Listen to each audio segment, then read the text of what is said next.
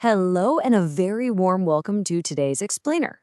I'm Kevin. And I'm Ishwari. We are so thrilled to have you learning with us today. We really are. And today we're tackling a high stakes topic that makes almost everyone sweat in the interview room.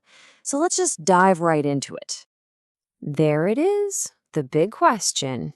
Tell me about yourself. It sounds like this simple, harmless icebreaker, but honestly, it can feel like a terrifying test, right, Ishwari? Oh, absolutely, Kevin. You sit down, you try to put on a brave smile, and suddenly your mind just goes completely blank. It happens to the best of us. But don't worry, because today we're going to fix exactly that. So here's our practical roadmap for this session. We'll quickly cover the real purpose behind the question, what you should definitely avoid saying, the winning structure to use instead, some good versus bad examples, and finally, practical delivery tips. For all the beginners watching, rest assured you'll walk away with a foolproof, simple English framework today. Okay, let's start with the real purpose. Ishwari, why do interviewers always kick things off with a specific question? What's the hidden agenda here? Ishrati. Well, Kevin, the most crucial point to remember is that they definitely aren't looking for your entire life story.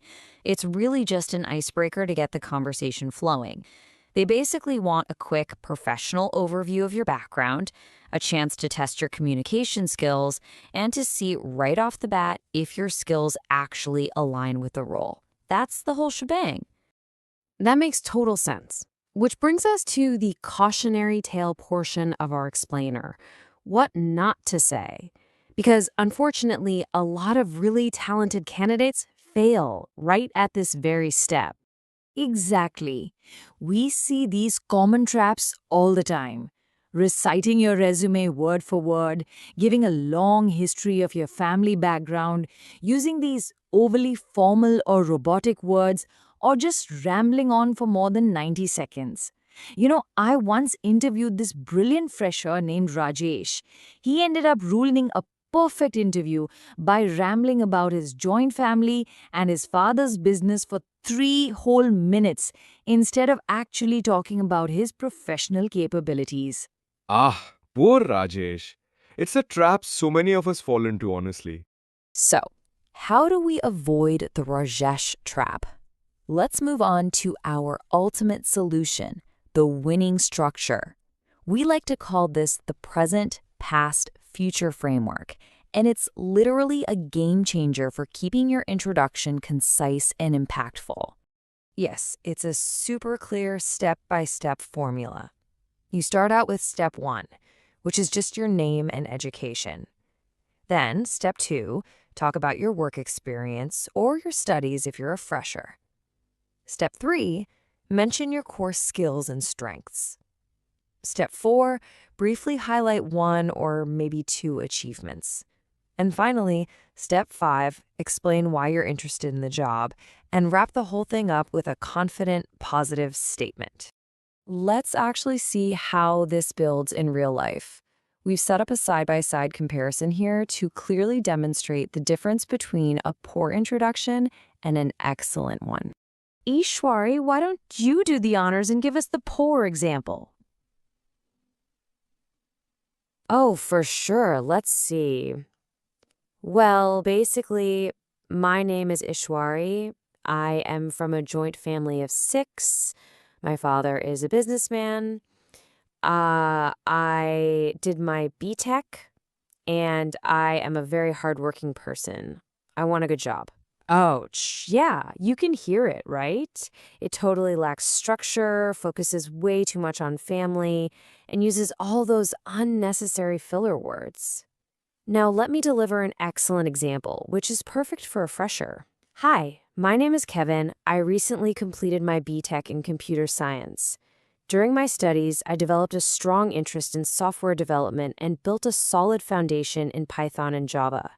One of my key achievements was creating a campus placement tracker app that helped over 200 students. I'm now looking for a role where I can apply my coding skills and contribute to a dynamic team, which is why I'm so excited about this position. See the difference there? Kevin sounded totally natural. He highlighted a specific project, connected his skills directly to the role, and had a really confident finish. Ishwari. Now, having the right words is really only half the battle. So let's talk about some practical delivery tips on how to physically deliver this without sounding like you're just reading a memorized textbook. I absolutely love this quote. Be an anchor, not a leaf. When the pressure hits you in an interview, your emotions might surge like a massive wave. Don't let it push you around like a leaf.